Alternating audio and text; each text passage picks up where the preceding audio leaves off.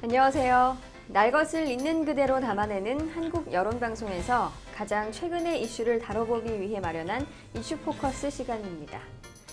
오늘은 2014년도 8월 셋째 주에 어떤 일들이 일어났는지 다뤄볼까 합니다. 미군이 이라크 북부에서 이라크 순위파 무장단체 이슬람 국가를 상대로 현지 시간으로 지난 10일 사흘째 공습을 이어갔습니다. 일격을 당한 이라크 반군도 반격에 나서 이라크 사태는 장기화될 가능성이 커지고 있습니다. 미군은 지난 8일 2011년 12월 이라크에서 철군한 이래 처음으로 이라크 공습을 단행했습니다. 미국 국방부는 10일 미군 전투기와 무인기를 동원해 이라크 쿠르드 자치정부의 수도 아르비를 박격포로 공격하는 IS에 공습을 가했습니다. 프랑스 등 서방은 쿠르드 자치정부 군조직 페쉬메르가에 대한 무기 지원을 검토 중입니다. 전자발찌를 훼손하고 달아난 40대 남성이 도주 나흘 만에 경찰에 붙잡혔습니다. 경기 평택경찰서는 지난 11일 오전 11시쯤 경기도 안성시에서 41살 신모 씨를 검거했다고 밝혔습니다. 신 씨는 전자발찌를 훼손한 뒤 지난 6일 20대 여성을 충북 청주에서 성폭행한 뒤 달아난 혐의로 경찰 추적을 받아왔습니다. 하지만 신 씨는 경찰 조사에서 해당 여성과 3차례 성매매를 한 바 있으며 6일에도 성매매를 한 것이라고 주장하고 있는 것으로 알려졌습니다. 경찰은 전자발찌를 훼손한 경위와 성폭행 혐의에 대한 조사가 끝나는 대로 신 씨에 대해 구속영장을 신청할 방침입니다. 제266대 교황 프란치스코가 오는 14일부터 18일까지 닷새간의 일정으로 한국을 찾습니다. 이 교황 방한은 한국 천주교가 200주년을 맞은 지난 1984년 당시 교황이던 요한 바오로 2세가 처음 한국 땅을 밟은 데 이어 1989년 제44차 세계 성체대회 때 다시 찾은 후 25년 만입니다. 프란치스코 교황의 방한은 아시아 지역 첫 방문으로 지난해 3월 즉위한 이후 브라질과 팔레스타인, 이스라엘, 요르단, 이 3국에 이은 3번째 해외 일정입니다. 교황의 방한은 천주교 대전교구가 주관하는 제6회 아시아 청년대회 참석이 가장 큰 목적입니다. 이 자리에서 교황은 불확실한 미래와 가치관으로 혼란을 겪고 있는 젊은이들에게 격려의 메시지를 전할 예정입니다. 세계보건기구가 에볼라 바이러스에 대해 비상사태를 선포했습니다. 8월 8일 세계보건기구는 서아프리카의 에볼라 발병에 대해 국제적 공중보건 비상사태를 선포한 데 이어 에볼라로 인한 사망자 수가 961명이라고 밝혔습니다. 에볼라 긴급위원회는 20여 명의 면역과 백신 전문가들과 함께 에볼라 바이러스의 국가 간 전파 가능성과 확산 방지 대책 등을 면밀하게 검토한 것으로 알려졌습니다. 자세한 소식에 대해서는 잠시 후 김관식 기자와 함께 알아봅니다. 미국이 지난 8일 이라크 순위파 반군 이슬람 국가의 첫 공습을 개시했는데 하루 만에 3차례 공습이 있었다고 합니다. 김관식 기자, 자세한 내용 전해주시죠.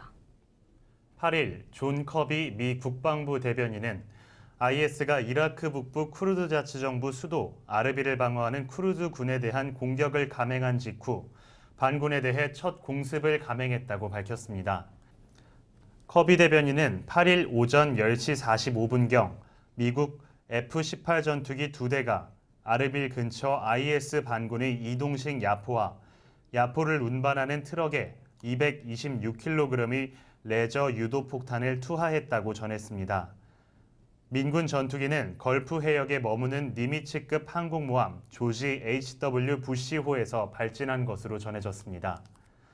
이어 오후 2시 미군 무인기가 IS 박격포 기지를 폭격해 반군이 사망하고 이로부터 1시간 후 F-18 전투기 4대가 7대로 구성된 IS 콘보이 차량에 8발의 레이저 유도 폭탄을 투하해 이날 하루에만 총 3차례 공습이 이뤄졌습니다. 전날 버락 오바마 미 대통령은 이슬람 국가의 세력 확대로 이라크 주민과 자국민의 안전이 위협받고 있다며 이들의 안전을 위해 이라크 공습을 승인했다고 밝혔습니다. 이번 미군의 이라크 공습은 지난 2011년 미군 철수 이후 처음 이뤄지는 것입니다. 미국은 그동안 정치적 부담을 우려해 이라크에 대한 군사 개입을 꺼려왔으나 이라크 사태가 악화돼 이라크 주민 수천 명이 말살될 위험에 놓이고 미국인의 생명까지 위협받는 상황에 놓이자 공습에 나선 것으로 분석됐습니다. 이 같은 공습으로 반군 측 인명피해는 정확히 밝혀지지 않았습니다. 그러나 이라크 북부 도시 신자르에서 이뤄진 다른 공습으로 IS 반군 45명이 숨지고 60명이 다친 것으로 전해졌습니다.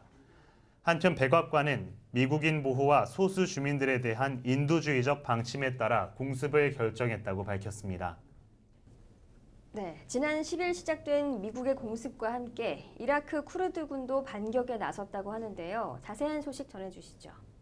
미국이 10일 이라크 순위파 무장단체 이슬람 국가를 상대로 사흘째 공습을 지속하는 가운데 이라크 쿠르드군도 반격에 나섰습니다. 미국은 이날 이라크 쿠르드 자치정부의 수도 아르비를 박격포로 공격하는 IS에 공습을 가했습니다. 이라크 쿠르드군은 IS가 장악한 마을 2곳을 탈환하는 데 성공했습니다. KRG 군조직 페쉬메르가는 이날 아르빌에서 45km 거리의 마크 무르와 그와이르 등 2개 마을에서 IS 대원을 격퇴했다고 밝혔습니다. 페쉬메르가 쉬르코 파티흐 준장은 미군의 공습 지원에 자극을 받아 몇 주간의 후퇴 끝에 이뤄낸 승리라고 말했습니다. 페쉬메르가는 아르비를 비롯해 KRG 관할 지역을 방어해 왔습니다. 미국은 아르빌 내 자국민 보호와 IS의 세력 확대 차단을 위해 IS를 공습하고 있으며 이라크 정부군도 이례적으로 페쉬메르가를 지원하고 있습니다. 네, 지난 9일 미국 버락 오바마 대통령이 휴가를 떠나기 전 이번 군사 개입이 상당 기간 지속될 수도 있다는 말을 했다면서요. 버락 오바마 미 대통령은 9일 이라크 사태를 수준내에 해결할 수 있을 것으로 생각하지 않는다며 미국이 또다시 이라크에 군사 개입을 하게 된 것에 시한을 설정할 수 없다고 말해 이라크에 대한 미군의 군사 개입이 장기화될 가능성이 있음을 시사했습니다. 오바마 대통령은 이날 매사추세츠주 마샤 바이인야드 해변으로 휴가를 떠나기 전 백악관에서 미군의 이라크 군사 개입은 상당한 시간이 걸릴 것으로 생각한다고 말했습니다. 오바마는 이라크의 군사적, 정치적 변화를 가져오기 위한 미국의 새로운 노력은 오랜 프로젝트가 될 것이라고 경고했습니다. 그는 또 이라크군이 반군의 공격에 효과적으로 대처하기 위해서는 개혁이 필요하며 이라크 정부는 먼저 군과 국민들로부터 신뢰를 얻어야 한다고 말했습니다. 오바마 대통령은 또 이라크는 총리를 필요로 하고 있다고 말해 누리 알 말리키 현 총리에 대한 불신을 시사했습니다. 그는 이어 미국은 바그다드의 미 대사관과 아르빌의 미 영사관을 폐쇄하지 않을 것이라고 밝혔습니다. 오바마는 한편 이라크 북부에 고립된 5만에서 15만 명의 소수 종교 신도들을 돕기 위한 인도적 구호 활동은 계속될 것이라며 데이비드 캐머런 영국 총리 및 프랑스와 올랑드 프랑스 대통령과 공동 지원 문제를 논의했다고 밝혔습니다. 그러나 미국은 이라크에 또다시 지상군을 투입하지 않을 것임을 오바마는 거듭 확인하면서 미군이 이라크로부터 철수한 것을 후회하고 있다는 소문은 사실이 아니라고 부인했습니다. 이번에 있었던 공습은 2011년 미군이 이라크에서 철수한 이후 처음이라고 하는데요. 미국의 입장은 어떤가요? 미군의 이라크 공습은 2011년 미군 철수 이후 처음입니다. 이라크전은 2003년 3월 미군의 이라크 침공으로 시작된 이후 9년간 지속되다가 버락 오바마 대통령의 집권 1기인 2011년 12월에 공식 종결됐습니다. 미국은 그동안 정치적 부담을 우려해 이라크에 대한 군사 개입을 꺼렸습니다. 하지만 이라크 사태가 갈수록 악화되면서 이라크 주민 수천 명이 학살 위험에 놓인 데다 미국인의 생명까지 위협받는 상황이 되자 공습에 나섰습니다. 미국의 공습으로 사실상 제3차 이라크전에 접어든 것 아니냐는 관측도 나왔습니다. 하지만 미국이 전면적인 공습보다 제한적 선별 공습에 나설 것이라는 시각이 지배적입니다. 미국이 중동 전쟁으로 확전될 것을 우려해 지상군 투입 등에는 부정적인 입장을 갖고 있어서입니다. 네, 그렇다면 이 미국의 이번 공습에 대한 주변국들의 반응은 어떤가요? 미국이 이라크 순위파 반군 이슬람 국가의 공습을 단행한 데 대해 영국과 중국, 독일, 프랑스 등 주요 국가들이 일제히 지지를 표명했습니다. 데이비드 캐머런 영국 총리는 성명을 통해 미군의 IS 공습을 지지한다며 미국의 구호 활동을 도울 계획이라고 밝혔습니다. 프랑스와 올랑드 프랑스 대통령도 성명을 통해 오바마 대통령이 IS에 대한 공습을 승인하는 중요한 결정을 내렸다며 지지를 표했습니다. 독일 외무부도 소수종파 주민들의 탈출로를 열기 위해서는 공습이 유일한 방법이라고 말하면서 위기 관리팀을 만들어 현지에서의 구호 활동을 강화하기로 했습니다.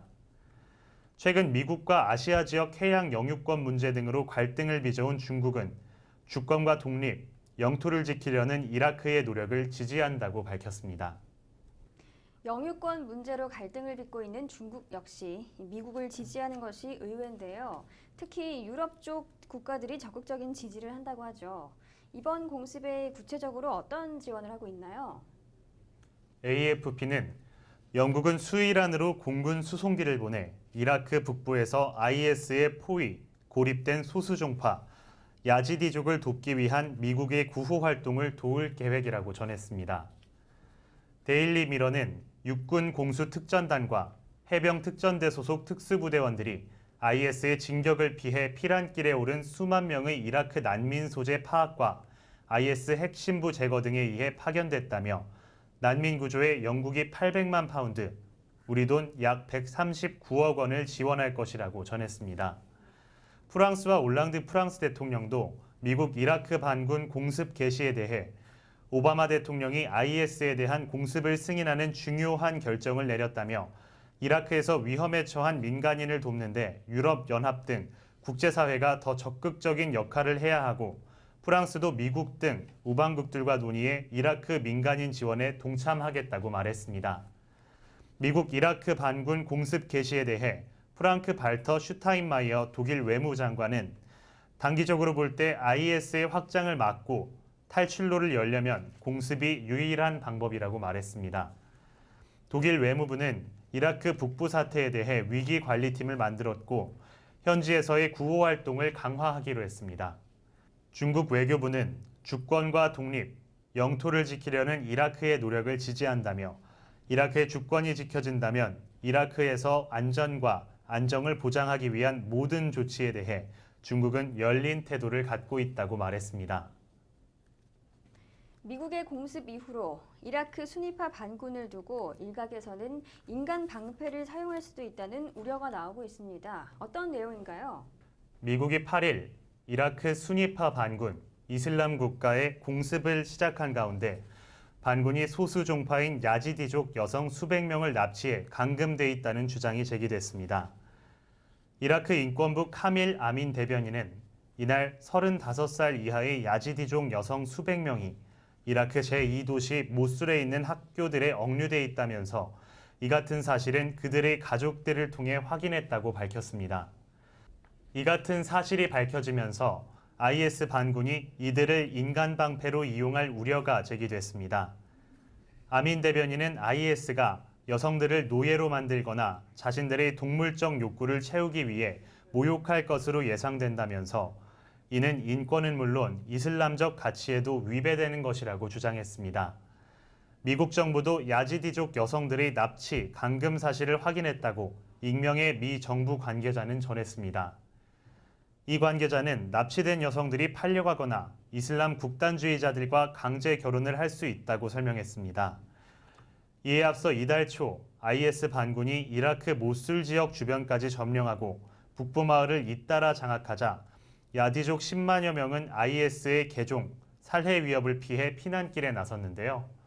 그러나 미처 피난길에 나서지 못한 야지디족 5만여 명은 아지르산에 고립되면서 아사 위기에 놓여 있습니다.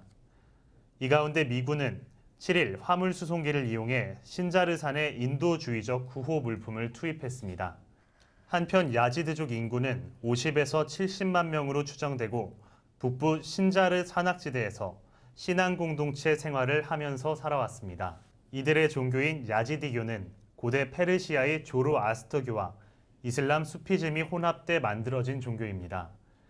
그들은 전능한 존재의 천지 창조를 믿지만 하나님의 뜻은 7명의 천사가 이룬다고 믿고 있습니다. 특히 7명의 천사 대장인 지상으로 추락한 천사로 알려진 공작신을 숭배합니다. 그러나 이들이 믿는 공작신은 지상으로 추락한 천사여서 이슬람에서 말하는 사탄과 비슷하기 때문에 이슬람 교도들은 이들을 가리켜 악마 숭배자라고 폄하해왔고 IS 반금을 포함한 급진 무장 세력은 이들을 박해해왔습니다. 네, 그렇군요. 이번 공습의 원인이 된 집단으로 이슬람 국가, 즉 IS라는 단체가 있었는데요. 이 단체에 대해 설명해 주시죠. 이슬람 국가, 즉 IS라는 단체는 2000년대 초반부터 테러리스트 집단으로 시작해 시리아 내전, 이라크 내전에 참여했으며 2014년 6월 29일에 칼리파 국가 수립을 선포한 아부 바크르 알 바그다디의 반군 집단이자 미 승인국입니다. 아부 바르크 알 바그다디는 이슬람교를 탄압하는 나라라는 뜻으로 중국, 인도, 터키, 인도네시아, 말레이시아 같은 나라를 언급하며 지난 7월 초에 성전을 선포하기도 했습니다. 이전에 ISIL이라는 명칭을 쓴 적이 있으며 칼리파 국가 수립을 선포하면서 명칭을 이슬람 국가, 즉 IS로 바꾸었습니다. 국교가 이슬람인 국가와 혼돈하거나 다른 IS 약자와 혼돈할 가능성이 있어 서방 언론에서는 ISIS나 ISIL로도 표기합니다. 주요 구성원은 수니파 계열 아랍인들이며 주된 활동 영역은 이라크와 시리아입니다. IS는 500년 전 오스만 제국의 침략으로 사실상 소멸한 아랍인 중심의 전통 칼리파 국가의 부활과 이슬람에 의한 세계 정복이라는 장대한 포부를 목표로 하고 있습니다. 앞서 설명한 반미 세력인 IS 외에도 중동 국가 내에는 수많은 단체들이 있습니다.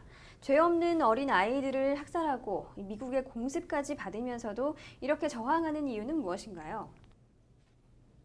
이라크는 1990년대에는 이라크 전쟁, 2000년대에는 미국의 침공으로 인한 또 한 번의 전쟁, 그리고 현재에는 내전으로 치닫고 있습니다. 이런 상황을 두고 제3의 이라크 전쟁을 우려하는 시각이 많습니다. 아울러 중동에서의 전쟁은 오직 한 나라만의 문제가 아니기에 그 우려는 더욱 깊어집니다. 이슬람이라고 하는 종교와 그 안에서 나눠져 있는 시아파와 수니파의 뿌리 깊은 갈등이 있기에 중동 전체의 전쟁이 되기 때문입니다. 전 세계적으로 이슬람 교도는 16억 명에 달합니다. 이 가운데 90%는 수니파로 다수이고 10%만이 시아파 소속입니다. 그런데 지금 분쟁이 가속화되고 있는 이라크는 시아파가 다수 종파임에도 불구하고 권력은 줄곧 수니파가 잡아왔습니다. 그러다 미국의 이라크 침공 후 다수 시아파가 권력을 잡게 되었고 수니파와 시아파는 끊임없는 분쟁이 있었습니다. 이 분쟁의 뿌리를 찾기 위해선 이슬람교의 창시자까지 올라가야 합니다. 수니파와 시아파로 나뉘어 분파의 길을 걷게 된 이유는 창시자인 무하마드가 632년 죽고 나서부터입니다. 후계자 선정 방식을 두고 무하마드의 추종자들은 메카에 모여 그의 친구인 아부 바르크를 후계자, 즉 칼리프로 선택했습니다. 하지만 메디나의 무슬림은 이 결정을 인정하지 않았습니다. 이들은 무하마드의 자손만이 칼리프가 될 수 있다고 주장했습니다. 그렇기에 무하마드의 사촌이자 사위인 알리가 유일한 후계자라고 주장했고 알리를 추종하는 당파 시아 알리를 조직하였습니다. 이때부터 뿌리 깊은 수니파와 시아파의 갈등이 시작됐습니다. 이들의 적대 관계는 4대 칼리프인 알리가 661년 암살되고 680년 알리의 차남인 후세인마저 반란을 일으키다가 살해되면서 더욱 첨예한 갈등이 시작되었습니다. 그리고 그 갈등이 지금까지 이어져 이러한 상황을 만든 것입니다. 다음은 지난 6일 일어났던 일이죠. 이 성폭행 전과자가 전자발찌를 끊고 달아났다. 나흘 만에 검거됐다면서요. 지난 6일 경기도 평택에서 전자발찌를 끊고 달아난 뒤 20대 여성을 납치 성폭행했던 41살 신모 씨가 10일 오전 검거됐습니다. 경찰은 10일 오전 11시 5분쯤 안성시 대덕면의 한 은행 앞에서 도주 중인 신 씨를 검거했다고 밝혔습니다. 경찰은 신 씨가 수원을 빠져나와 안성에 잔입했다는 지인의 신고를 받고 길가를 배회하던 신 씨를 검거했다고 밝혔습니다. 경찰 조사에서 신 씨는 우발적인 성충동을 느껴 전자발찌를 끊었으며 22살 광모 씨를 납치 성폭행한 것 이외에 다른 추가 범행은 없었다고 진술한 것으로 전해졌습니다. 성범죄 전력 3차례를 포함해 전과 15범인 신 씨는 성범죄로 3년간 복역한 뒤 올해 3월 출소했으며 2017년 3월까지 전자발찌 부착을 명령받았습니다. 신 씨는 지난 6일 전자발찌를 훼손한 뒤 지인의 여자친구인 20대 여성을 납치, 성폭행하고 달아난 혐의로 경찰의 추적을 받아왔습니다.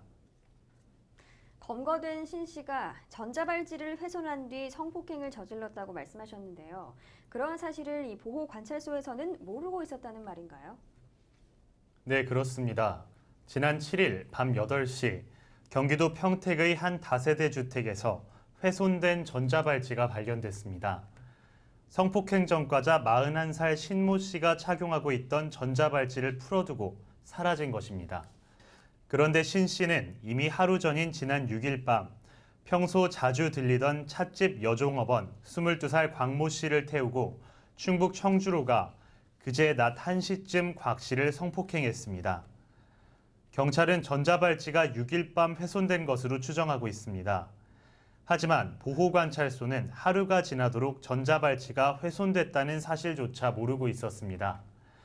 더구나 보호관찰소는 뒤늦게 확인한 전자발찌 훼손 사실을 1시간 반이 지나서야 경찰에 신고했습니다. 성범죄자들의 위치와 상태를 실시간으로 확인하기 위해 만들어진 전자발찌가 제 역할을 못하고 있는 것 같은데요. 이런 사례가 또 있었나요? 4개월 전인 4월에 이와 유사한 사건이 있었습니다. 지난 4월 3일 성폭력 등 범죄를 저질러 전자발찌를 차고 있던 전과 16범의 범죄자가 전자발찌를 끊고 도주해 경찰이 추적에 나섰다는 소식이 알려진 데에 대해 누리꾼들이 우려의 목소리를 내고 있습니다. 3일 서울 구로경찰서와 남부보호관찰서에 따르면 특수강간 혐의로 전자발찌를 차고 생활해오던 정모 씨가 2일 오후 6시 57분쯤 구로동 자택에서 전자발찌를 훼손했다는 경보가 울렸습니다. 보호관찰소 신속대응팀과 경찰은 경보를 접수한 즉시 현장에 출동했지만 정 씨를 잡지는 못했습니다. 경찰은 정 씨 자택 근처를 수색해 밤 9시 50분쯤 정 씨 집 근처 골목에서 정 씨가 훼손한 전자발찌를 회수했습니다. 늑장 대응으로 정부와 네티즌의 많은 질타를 받으며 전자발찌 실효 논란에 대해서 말이 나오고 있습니다. 네, 이러한 전자발찌 관련 정책은 언제부터 입법됐나요? 주요 내용에 대해서 알려주시죠. 전자발찌는 성범죄자가 출소 후 또 다른 범죄를 저지르지 않도록 또 다른 범죄를 저질렀을 때 빠르게 위치를 추적하기 위해 만들어진 도구입니다. 전자발찌는 2008년 시행되어 16세 미만에 대해 성폭력을 저질렀을 때, 성범죄를 2회 이상 범했을 때, 전자발찌를 부착한 경험이 있는데 또 성범죄를 저질렀을 때, 성범죄로 징역을 10년 살았는데 또 저질렀을 때 등등의 경우가 사용됩니다. 하지만 요즘 전자발찌에 대한 허점들이 속속 나타나고 있습니다. 범죄 재발 방지를 위해 당사자에게 구속감을 심어주는 역할도 담당하는 전자발찌를 착용하는 당사자들이 무시하고 있다는 의미입니다. 전자발찌를 차고도 성범죄를 또다시 저지르고 심지어는 용케 전자발찌를 끊고 달아나는 일까지 벌어졌습니다.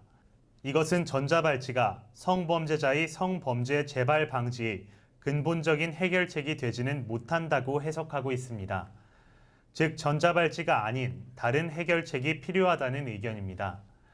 이런 근본적인 해결책을 찾기 위해선 성범죄자들이 어떻게 하면 욕구를 참아내고 범죄를 저지르지 않을까 다시 한번 생각해 보아야 합니다.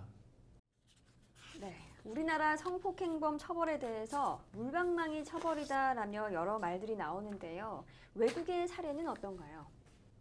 네, 성폭행에 대한 국가별 처벌 방식에 대해 알아보겠습니다. 전체적으로 우리나라의 송방망이 처분보다 훨씬 강도가 센 걸 알 수 있었습니다.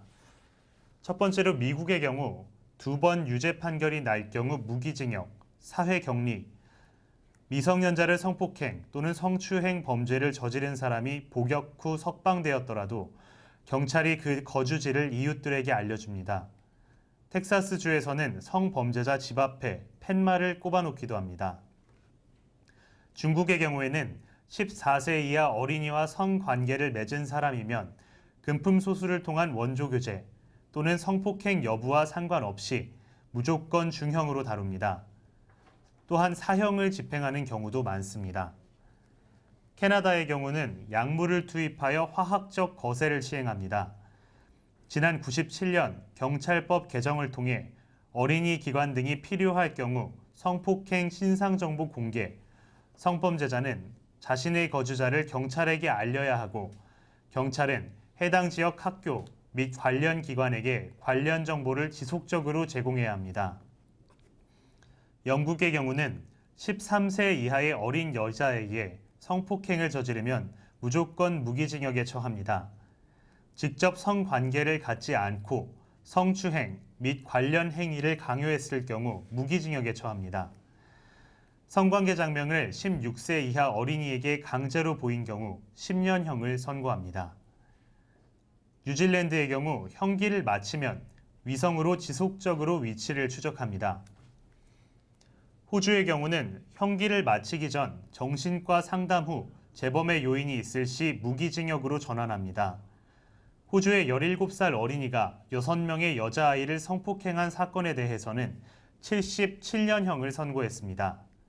일본의 경우 주요 뉴스에 얼굴을 알립니다. 또한 지역 주민들에게도 사실을 알려 사회적으로 격리를 취하며 미국 일부주, 독일, 덴마크 등에서는 화학적 거세가 합법화되었습니다. 대만의 경우 아동복지법 개정에 따라 성폭행범의 사진과 실명을 언론을 통해 전체 공개합니다. 16세 이하 미성년자와 성관계를 해 유죄가 인정된다면 최고 7년형에 처하고 이름과 사진을 주요 언론에 공개합니다. 가난한 이들의 성자라 불리는 이 프란치스코 교황의 방한을 앞두고 국내 천주교 신도들이 많은 기대를 하고 있습니다. 김 기자, 자세한 내용 전해주시죠. 프란치스코 교황이 오는 14일 4박 5일간의 일정으로 우리나라를 방문합니다. 일주일 앞으로 바짝 다가온 교황의 방한 소식에 전 세계의 이목이 집중되고 있습니다. 교황 방한은 1989년 교황 요한 바오로 2세의 방문 이후 25년 만입니다. 지난해 3월 취임한 프란치스코 교황은 줄곧 가난한 자들과 소외된 이들에 대한 관심을 나타냈습니다. 세계에서 유일한 분단 국가이자 사회의 큰 갈등을 겪고 있는 한국을 방문한 교황이 어떤 행보를 보일지 관심이 쏠리고 있습니다.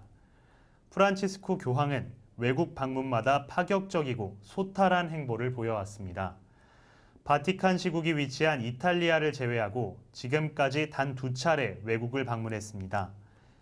팔레스타인 방문 때는 고위 성직자나 정치 지도자, 유명인과 식사하는 대신 현지의 가난한 기독교인 가족과 점심을 함께했습니다.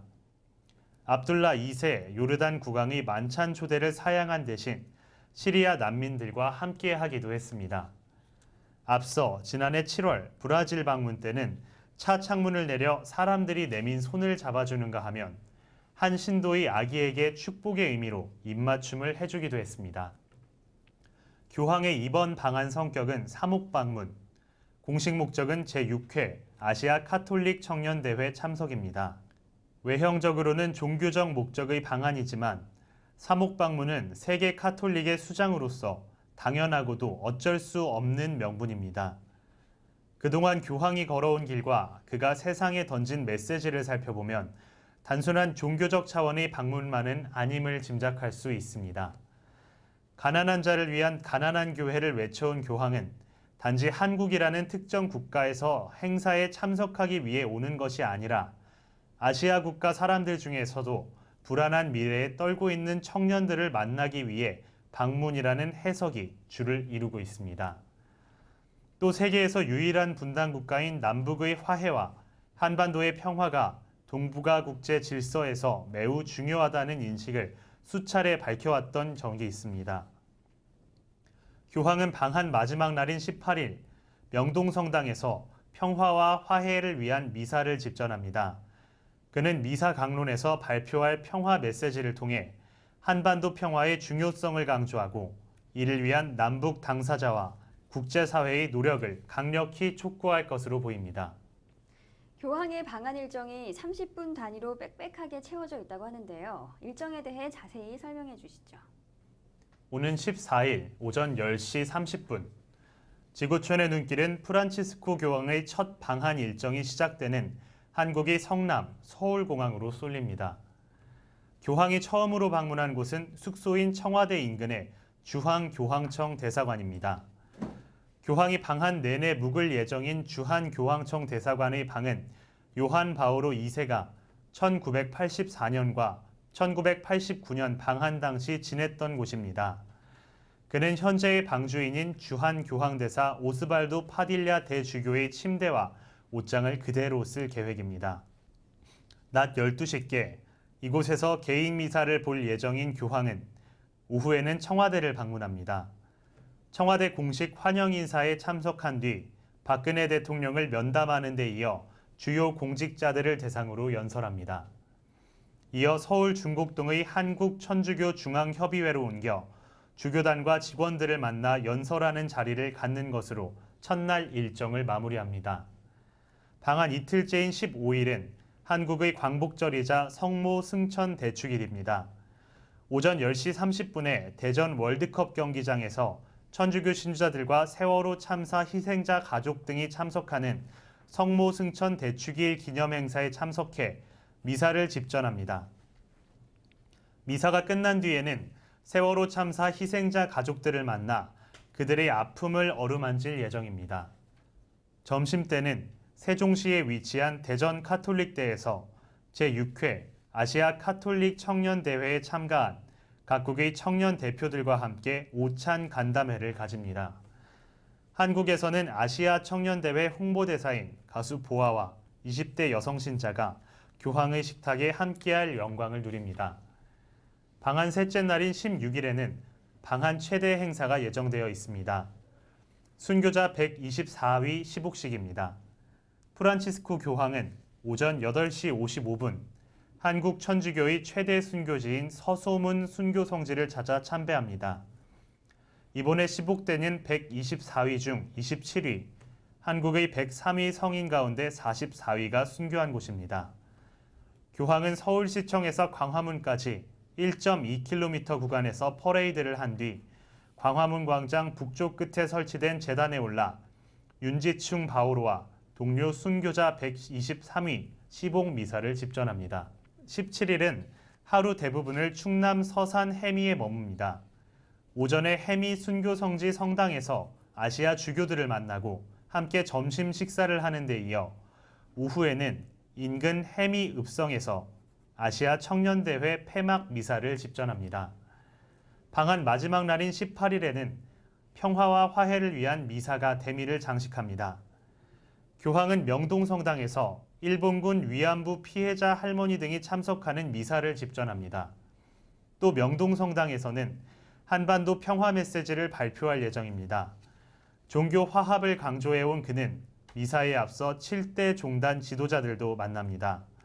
교황은 미사를 마친 뒤 낮 12시 45분 서울공항에서 간단한 환송식을 통해 마지막 메시지를 남기는 것으로 방한 일정을 모두 끝냅니다. 네, 프란치스코 교황의 방한 일정 중 시복식과 미사 같은 비천주교인에게는 생소한 용어들이 많이 나오고 있는데요. 김 기자, 이 용어들에 대해서도 설명해 주시죠. 이번 교황 방한에 국민적 관심이 뜨거워짐에 따라 카톨릭 용어에 대한 궁금증도 높아지고 있습니다. 앞서 언급된 시복이라는 용어부터가 생소하기 그지없는데요. 카톨릭 대사전에 따르면 시복이란 카톨릭 교회가 거룩한 삶을 살았거나 순교한 이에게 공경할 복자, 복녀로 선포하는 교황의 공식 선언입니다. 시복은 로마 교황청의 엄격한 심사를 거쳐 결정됩니다. 시복식 미사에서는 천주교 서울대 교구장 염수정 추기경과 교황청 국무원 장 피에트로 파롤린 추기경이 공동 집전자로 교황의 양 옆에 서게 됩니다. 더불어 교황 수행단 성직자 8명과 각국 주교 60여 명, 정진석 추기경을 비롯한 한국 주교단 30여 명 등 100여 명에 가까운 주교단과 사제 1,900여 명이 참석합니다. 여기서 추기경이란 교계 제도에서 교황 다음 가는 성직자를 뜻합니다. 교황 선거권을 행사하며 교황청의 각 성과 기구의 장관이나 의원장 등의 주요 직책을 맡습니다. 또 주교란 그리스도가 세운 사도들의 후계자를 말합니다. 이들은 지역 단위 교구에서 사목을 책임집니다. 사목은 교회의 본질적인 사명에서 나오는 인간 구원의 봉사 활동과 교회가 세상에서 하는 모든 활동을 말합니다. 교황은 서울시청에서 광화문 앞까지 행진하며 한국 신자들과 인사한 뒤 광화문 삼거리 앞 북측 광장에 설치될 제대에서 시복미사를 집전합니다. 미사 전에는 한국 최대 순교 성지이자 이번에 시복될 124위 복자 중 가장 많은 27위가 순교한 서소문 성지도 참배합니다. 시복식은 최대한 소박하고 간소하게 합니다. 봉헌 예식은 전례에 필요한 내용 외에 다른 봉헌을 하지 않습니다. 전례에 관해 모든 사항은 교황청 전례원과 협의를 거칩니다. 앞서 언급된 순교란 신앙을 증언하려고 목숨을 바치는 일이며 성지란 성모 마리아, 성인, 순교자 등과 관련해 교회 사적으로 중요한 가치가 있는 유적지를 뜻합니다. 또 봉헌이란 교회에서 신자들이 자발적으로 바치는 모든 것으로서 근본적인 목적은 하나님께 드리는 흠숭에 있습니다. 흠숭은 하나님께만 드릴 수 있는 최고의 예배 행위로 오직 하느님에게만 쓸 수 있습니다. 전례는 미사와 성사를 포함한 하나님께 드리는 공적 예배를 말합니다. 네, 지난 8일 세계보건기구 WHO에서 에볼라 바이러스에 대해 비상사태를 선포했습니다. 자세한 내용 김 기자가 전해주시죠. 세계보건기구는 서아프리카에서 발병해 전 세계적으로 확산될 조짐을 보이고 있는 에볼라 바이러스에 대해 세계적 공중보건 비상사태를 선포했습니다. WHO는 6일 공식 발표를 통해 아프리카 서부 기니, 라이베리아, 시에라리온, 나이지리아에서 지금까지 에볼라 바이러스 감염 건수는 1,700여 건이고 사망자도 거의 1,000여 명에 달한다고 밝혔습니다.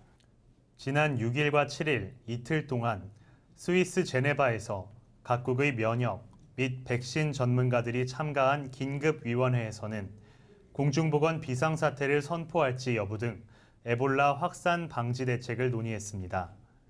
긴급위원회에서 국가 간 전파 가능성이 크다고 판단해 공중보건 비상사태를 선언하게 됨에 따라 국가 간 공조체계와 면역 프로그램 가동, 여행 규제 조치 등이 취해지게 될 전망입니다.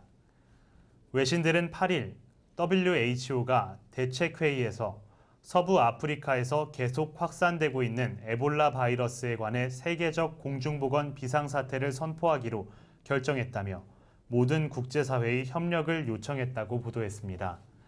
공중보건 비상사태가 선포된 것은 지난 2009년 4월 신종플루 발병 당시 처음 발동된 이후 두 번째입니다. 2009년 신종플루 이후 두 번째 재난 선포인데요. 정말 어마어마한 사망자가 발생하고 있습니다. 김관식 기자와 함께 이번 에볼라 바이러스에 대한 오해와 진실을 준비해봤습니다. 김 기자, 먼저 이 에볼라 바이러스의 치사율과 전염성이 높다고 하는데요. 어느 정도인가요? 에볼라 바이러스의 치사율은 25%에서 최대 90%까지 이르는 것으로 알려져 있습니다. 치명적인 치사율이지만 전파력이 약해 2009년 신종 인플루엔자처럼 전 세계적으로 유행할 가능성은 극히 낮다는 것이 전문가들의 평가입니다. 최근 서아프리카 3국 보건당국은 에볼라에 감염됐다가 살아난 환자가 있다고 밝혔습니다. 생존자 모두 발병 즉시 병원을 찾아 탈수를 막는 치료를 받았다는 게 보건당국의 설명입니다. 의료 수준을 고려하면 서아프리카 지역에서 적용되는 치사율이 우리나라에 그대로 적용된다고 볼 수는 없습니다. 네, 그렇다면 이 에볼라 바이러스의 감염 증상은 어떤가요? 갑작스런 오한, 발열, 두통, 근육통, 목 아픔의 증상이 있고 구토나 복통, 설사를 동반하기도 합니다. 감염되면 전신에 출혈이 나타나면서 면역 체계가 파괴되고 일주일에서 10일 사이에 쇼크나 혼수 상태, 출혈 등으로 사망할 수 있습니다. 아직 치료제가 없어 환자가 발생하면 철저히 격리해 2차 감염을 막는 것이 가장 중요합니다. 많은 분들이 두려움에 떨고 있는데요. 에볼라 바이러스가 이 공기를 통해서 감염되기도 하나요? 아닙니다. 에볼라 바이러스는 호흡기 질환이 아니기 때문에 공기를 통해서는 감염되지 않습니다. 오로지 감염자의 체액을 통해서만 전염됩니다. 이 경우에도 감염자와의 직접적인 접촉으로 체액이 인체 내로 유입될 경우에만 감염됩니다. 그러면 이 아프리카에서 수입되는 동식물을 통한 감염의 가능성은 없는 건가요? 수입 동식물로 인한 유입 가능성은 희박한 것으로 알고 있습니다. 특히 수입 수산물의 경우에는 에볼라 전파 가능성이 아예 없는 것으로 확인됐습니다. 정부는 만약의 상황에 대비해 수입 품목에 대한 검역 관리를 더욱 강화해 실시하고 있습니다. 그렇군요. 혹시 과거 한국인의 에볼라 바이러스 발병 사례가 있나요?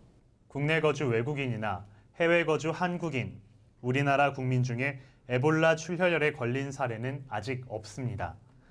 1976년 아프리카 콩고 공화국에서 최초 발생한 이후 가봉, 코트디부아르, 수단, 우간다, 콩고 등 6개국에서 24회 발생해 2012년까지 2,387명이 사망한 것으로 집계됐는데요. 올해는 기니, 라이베리아, 시에라리온, 나이지리아에서 지금까지 1,779명의 환자가 발생해 961명이 목숨을 잃었습니다. 이는 사상 최대의 사망자 수입니다. 이토록 많은 사망자를 낸 에볼라 바이러스에 대한 백신이 아직 개발되지 않은 이유는 무엇인가요? 에볼라 출혈열이 전 세계적으로 발병한 적이 없고 아프리카 일부 국가에서만 발생하다 보니 백신 개발이 더디게 진행되고 있었습니다. 몇몇 백신이 연구 중에 있지만 아직까지 환자에게 쓸 수 있는 것은 없는 상태입니다. 정부는 만약의 사태를 대비해 일본에서 임상 실험 중인 에볼라 치료제 수입을 검토하고 있는 것으로 알려졌습니다. 최근 아프리카 지역에 이어서 홍콩에서도 의심 환자가 발생해 당국이 긴장하고 있다고 하죠. 그렇습니다. 지난 10일 홍콩에서 에볼라 바이러스에 감염된 것으로 의심되는 환자가 다시 발견됐으나 검사 결과 음성 반응이 나온 것으로 최종 확인했습니다. 홍콩 보건당국은 지난 7일 아프리카 나이지리아에서 도착한 뒤 에볼라 바이러스 감염 의심 증상을 보였던 31살 나이지리아인 남성을 정밀 검사한 결과 에볼라 바이러스의 음성 반응을 보였다고 밝혔습니다. 홍콩 에볼라 감염 의심 환자가 발생한 것은 이번이 두 번째입니다. 앞서 지난달 31일에도 케냐를 방문했다가 돌아온 뒤 발열 증세를 보였던 여성 환자가 있었으나 검사 결과 에볼라 바이러스의 음성 반응을 나타냈습니다. 이번 남성은 홍콩에 도착한 이후 청킹 맨션의 게스트하우스에 머무르는 동안 구토와 설사 증세를 보여 병원으로 옮겨졌습니다. 보건당국은 혹시 있을지 모를 홍콩 에볼라 확산에 대비 사전에 마련한 대비책에 따라 이 남성을 지정 병원에 마련한 격리병동에 이송한 뒤 10일 저녁 검사를 실시했습니다. 음성 반응이 나온 뒤 남성은 현재 안정을 취하고 있는 것으로 알려졌습니다. 두 번째 홍콩 에볼라 의심 환자가 머물렀던 청킹 맨션은 저렴한 게스트하우스들이 몰려있는 곳으로 배낭여행객과 아프리카 출신의 휴대전화 상인들이 많은 지역입니다. 보건당국은 청킹 맨션에 있는 아프리카인들이 오랫동안 홍콩에 머무른 사람들인 만큼 특별히 이 지역에 대해 우려할 필요는 없는 것으로 보고 있습니다. 그러나 보건 전문가들은 홍콩 에볼라가 발병할 확률은 적지만 홍콩이 교통의 허브인데다 아시안의 최대 아프리카 커뮤니티가 형성돼 있는 중국 광저우와 가깝다는 점을 고려할 때 경계가 필요하다고 강조했습니다. 최근 아프리카로 간 우리나라 봉사단체에서도 에볼라 바이러스 의심 환자가 발생했다고 하는데요. 현재까지 밝혀진 상황은 어떤가요? 경북도가 세네갈에 파견한 새마을 봉사단이 에볼라 바이러스 위험에 노출되자 귀국 여부를 두고 고심에 빠졌습니다. 10일 외신에 따르면 에볼라 바이러스 확산지인 서아프리카 3국, 기니, 시에라리온, 라이베리아와 인접한 세네갈, 가나에서 최근 에볼라 바이러스 감염 의심 환자가 발생했습니다. 에볼라 바이러스가 확산되던 지난 6월, 경북도는 새마을 봉사당 9명을 세네갈에 파견했으며 현재까지 현지에서 봉사 중입니다. 에볼라 바이러스 확산으로 전 세계적으로 긴급 조치가 강화되고 있는 시기에 경북도가 에볼라 바이러스 확산 위험이 높은 세네갈에 봉사단을 파견한 사실이 뒤늦게 알려지자 네티즌들 사이에서 거센 지적이 나오고 있습니다.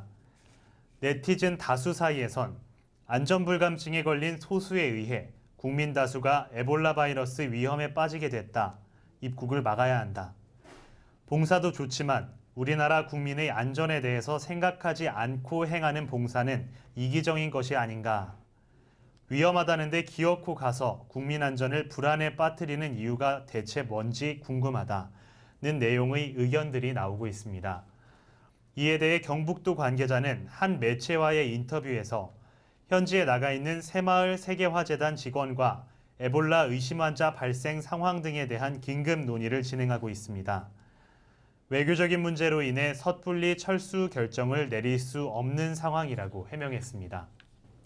에볼라 바이러스의 감염은 자연 숙주, 즉 고릴라나 침팬지, 과일, 박쥐 등과 같은 숙주와 접촉하면 발병한다고 합니다. 하지만 이 발병지인 서아프리카 주민들은 여전히 단백질 섭취를 위해 과일, 박쥐를 먹고 있다고 하죠. 과일 박쥐는 에볼라 바이러스를 옮기는 대표적인 매개동물로 지적되어 왔지만 서아프리카 주민들은 단백질 섭취를 위하여 과일 박쥐를 먹는 식생활 습관이 있습니다. 지난 4일 영국 일간신문 가디언은 에볼라 바이러스 감염 위험에도 서아프리카 주민들이 야생동물을 먹는다고 보도해 그 실상이 세계적으로 알려지며 충격을 주고 있습니다. 가디언은 에볼라 바이러스를 옮기는 중간 매개동물인 과일 박쥐를 직접 섭취할 경우 감염 위험은 더욱 높아진다고 지적했습니다. 그럼에도 불구하고 서아프리카 주민들은 여전히 과일 박쥐, 설치류, 영양 등 야생동물을 섭취하고 있다고 한 영국 외신은 전해 충격을 주고 있습니다. 전문가들은 에볼라 바이러스가 과일 박쥐를 즐겨 먹는 열대 우림 지역 주민들의 식성 때문에 삽시간에 서아프리카로 퍼지는 것을 추정하고 있습니다. 과일 박쥐를 먹은 고릴라, 침팬지로부터 사람이 에볼라에 2차 감염되는 것도 가능하다고 알려진 상황입니다. 케두 농고아 마을 주민 사아펠라 네노는 이곳 마을의 삶은 쉽지 않다. 정부 당국이 세대를 걸쳐 내려온 전통을 금지하길 원한다면서 이곳에서 가축 사육은 널리 퍼지지 않았다. 야생동물 섭취 금지는 새로운 삶의 방식이라 비현실적인 것이라고 지적했습니다. 과일, 꽃가루, 꽃에서 나오는 꿀 등을 먹어 이러한 이름이 붙은 과일 박쥐는 아프리카 지역 주민들이 즐겨 먹는 식량으로 단백질 공급원입니다. 전문가들은 에볼라 바이러스가 과일 박쥐를 즐겨 먹는 열대우림 지역 주민들의 식성 때문에 기니, 라이베리아, 시에라리온 등 삽시간으로 서아프리카로 퍼진 것으로 추정하고 있습니다. 오늘은 8월 셋째 주 국내외 다양한 이슈를 알아봤습니다. 네, 김관식 기자, 오늘 다뤘던 이슈 중 가장 기억에 남는 것은 무엇인가요? 네, 저는 프란치스코 교황의 방한에 대해 다룬 것이 가장 기억에 남았습니다. 비록 한 명의 종교인의 방한이지만 그로 인해 전 국민 그리고 우리나라 전체가 흥분해 있고 기대에 차 있는 걸 느꼈는데요. 이로 인해서 지금 침체되어 있던 우리나라 분위기가 조금 더 활력을 띠고 높아지는 계기가 됐으면 좋겠습니다. 네, 김관식 기자의 말처럼 이 프란치스코 교황의 방안이 우리나라 곳곳에 긍정적인 에너지를 전해주길 기대해 봅니다. 날 것을 있는 그대로 담아내는 한국 여론방송 이슈포커스 여기서 마칩니다. 시청해주신 여러분 고맙습니다.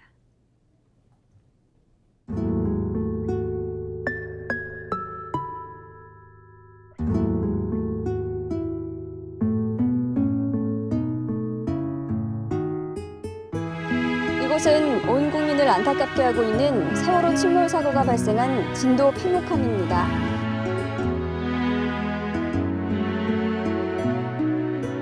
그대를 바라보면 포근함을 느꼈지. 아직도 나에게 남아있는 그대의 모습, 나의 맘 고요하게 해.